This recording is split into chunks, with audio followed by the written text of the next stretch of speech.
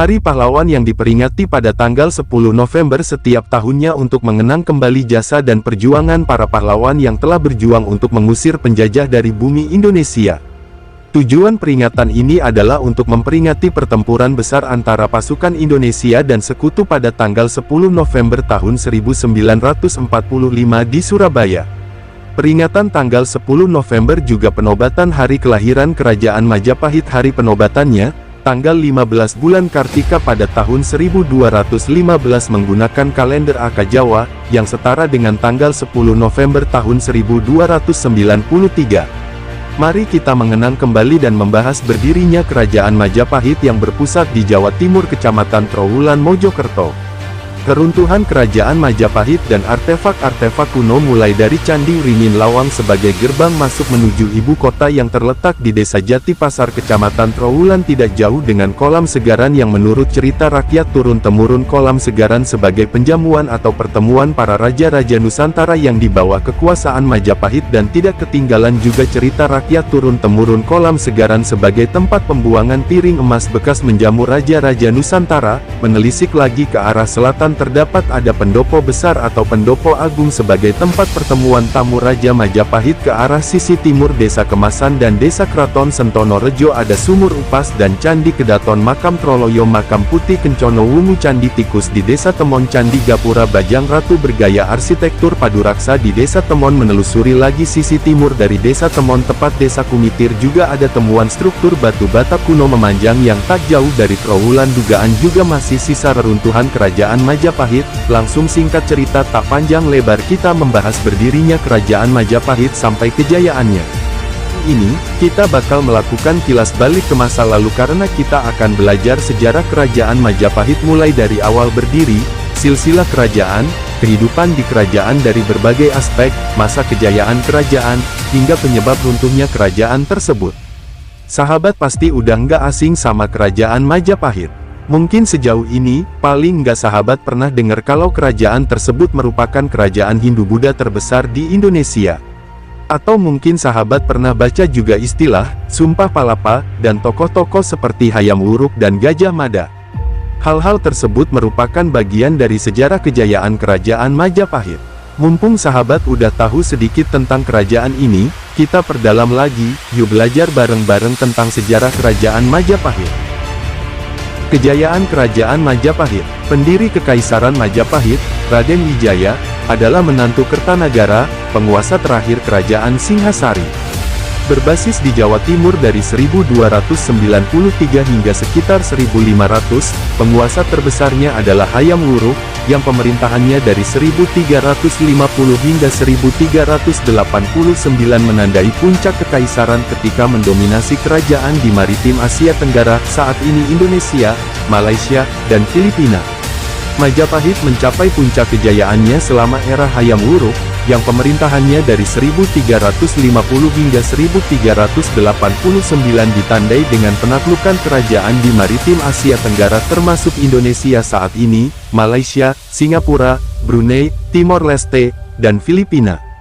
Kuil, yang nama resminya Wisnubhawanapura, diperkirakan dibangun pada abad ke-14 untuk memuliakan Brewengker, Raja Kerajaan Wengker, sebuah negara di bawah kendali Kekaisaran Majapahit. Setibanya di Jawa, ekspedisi menemukan bahwa Kartanagara sudah mati dan bahwa singgasananya ada di tangan seorang perampas, jadi para jenderal Cina puas diri dengan bergabung dengan Raden Wijaya, yang telah mengirimi mereka hadiah dan pesan-pesan bersahabat, untuk mengusir perampas dan menghamburkan kerajaannya di Kediri.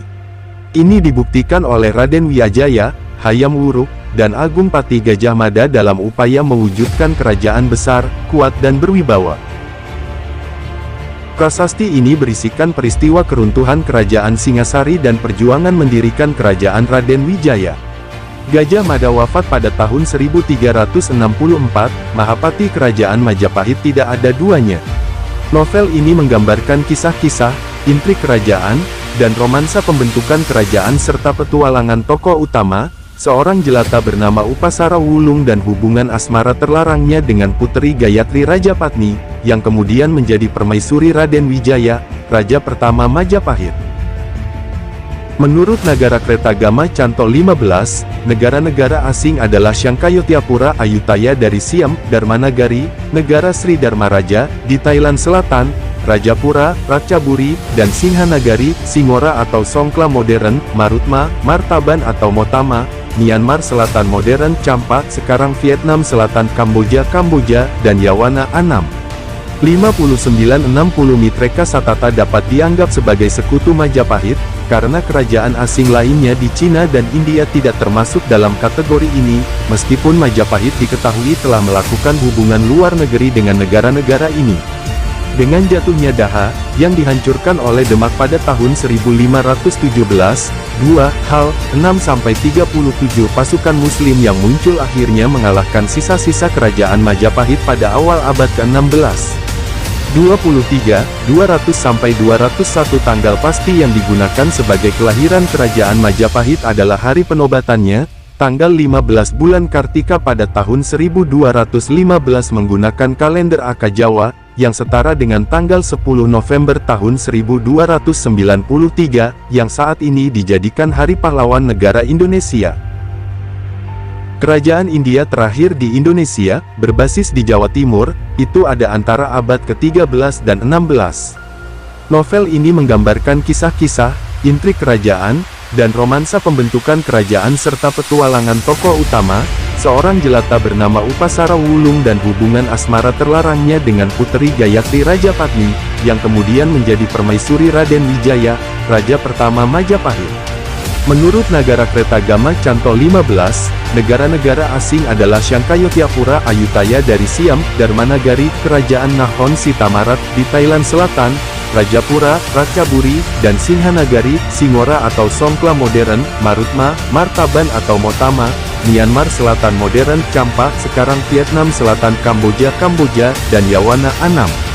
68-69 Mitreka Satata dapat dianggap sebagai sekutu Majapahit, karena kerajaan asing lainnya di Cina dan India tidak termasuk dalam kategori ini, meskipun Majapahit diketahui telah melakukan hubungan luar negeri dengan negara-negara ini. Selama pembentukannya, kerajaan tradisional Majapahit hanya terdiri dari kerajaan bawahan yang lebih rendah provinsi, di Jawa Timur dan Jawa Tengah. Kerajaan Jawa yang disebutkan dalam catatan ini adalah Majapahit, dan waktu kunjungannya adalah antara tahun 1318 sampai tahun 1330 pada masa pemerintahan Jayanegara. Dengan jatuhnya Daha, yang dihancurkan oleh Demak pada tahun 1517, 8 hal, 6-37 pasukan muslim yang muncul akhirnya mengalahkan sisa-sisa kerajaan Majapahit pada awal abad ke-16. Meskipun dilemahkan oleh perjuangan internal, pada 1409 Majapahit melanjutkan invasi terhadap kerajaan Pagaruyung Sumatera Barat, sebagaimana dicatat dalam kisah semi-legendaris legenda Minangkabau. Disebutkan bahwa pasukan Jawa dikalahkan dalam pertarungan Kerbau.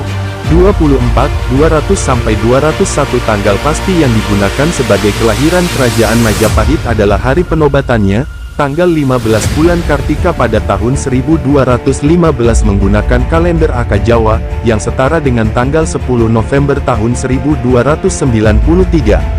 Kekuatan yang lama kerajaan tercermin dalam batas-batas modern Indonesia, yang didasarkan pada wilayah pengaruh kerajaan Majapahit lama. Kerajaan Hindu dan Buddha Majapahit mendominasi urusan budaya dan ekonomi Indonesia dari tahun 1293 hingga 1500 yang terbentang hingga zaman modern, Singapura, Malaysia, dan Brunei, Thailand Selatan, Filipina, Timor Leste, Sumatera, dan Papua.